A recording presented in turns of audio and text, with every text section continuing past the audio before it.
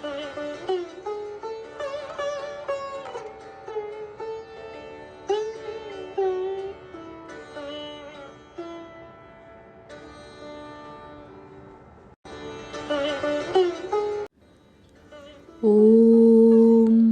यथाग्नेर्दाहिका शक्ति रामकृष्णे स्थिता हिया सर्वविद्यास्वरूपां तां शारदां প্রণমাম্যহম।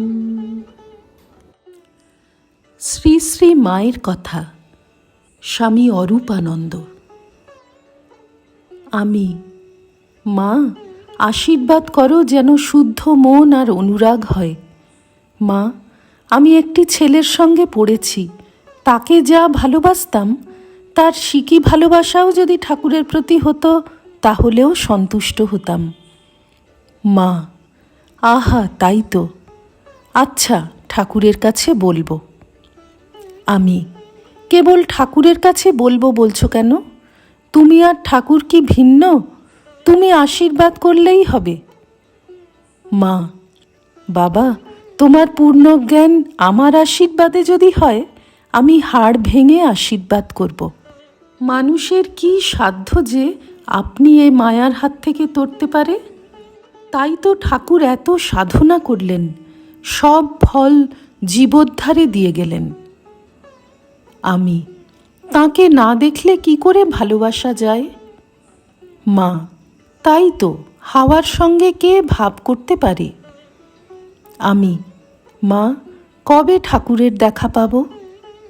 মা, পাবে পাবে, সময় হলেই ঠাকুরের দেখা পাবে।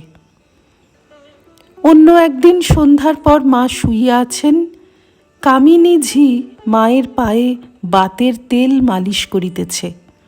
মা বলিলেন, দেহ একটি, দেহি একটি। দেহি সব শরীর জুড়ে রয়েছেন, তাই পায়ে ব্যথা। যদি এখান থেকে মন তুলে নিই তাহলে আর বেদনা নেই। আমি মন্ত্র দীক্ষার কথা তুলিয়া বলিলাম, আচ্ছা মা, মন্ত্র নেবার কি দরকার? মন্ত্র জপ না করে কেউ যদি মা কালী বলে ডাকে তাতে হয় না? মা, মন্ত্রের দ্বারা দেহ শুদ্ধি হয়। ভগবানের মন্ত্র জপ করে মানুষ পবিত্র হয়। ইহা বলিয়া একটি গল্প বলিলেন। নারদ বৈকুণ্ঠে গিছলেন, বসে ঠাকুরের সঙ্গে অনেক কথা কইলেন।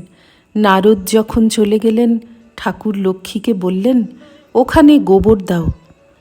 লক্ষ্মী জিজ্ঞাসা করলেন, কেন ঠাকুর? নারদ যে পরম ভক্ত, তবে কেন এরূপ বলছ? ঠাকুর বললেন, নারদের এখনো মন্ত্র নেওয়া হয়নি। মন্ত্র না নিলে দেহ শুদ্ধ হয় না। অন্তত দেহশুদ্ধির জন্যও মন্ত্র দরকার। বৈষ্ণবেরা মন্ত্র দিয়ে বলে, এখন মন তোর। তাই তো, মানুষগুরু মন্ত্র দেন কানে, জগৎগুরু মন্ত্র দেন প্রাণে। মনেতেই সব, মন শুদ্ধ না হলে কিছুই হয় না। গুরু, কৃষ্ণ, বৈষ্ণব এ তিনের দয়া হল, একের দয়া বিনে জীব ছাড়ে খারে গেল। একের কিনা মনের, নিজ মনের কৃপা হওয়া চাই। আমি, মা, আমার কিন্তু জপ তপে প্রবৃত্তি নাই। মা, হয়তো তোমার পূর্বজন্মে ওসব করা আছে। বাংলায় তখন খুব স্বদেশী আন্দোলন চলিতেছে, তাই জিজ্ঞাসা করিলাম, মা, এদেশের দুঃখ দুর্দশা কি দূর হবে না? মা, ঠাকুর তো এসেছিলেনই তার জন্যে। মায়ের মাতার কথা উঠিল। মা বলিতেছেন, মা ছিলেন, কোনো ভক্ত এলে নাতিন এসেছে বলে কত খুশি হতেন, কত যত্ন করতেন। এ সংসারটি ছিল যেন তাঁর গায়ের রক্ত, কত করে এটি ঠিকঠাক রাখতেন। আমার মায়ের নাম ছিল শ্যামা। শ্রী রামকৃষ্ণার্পণমস্তু।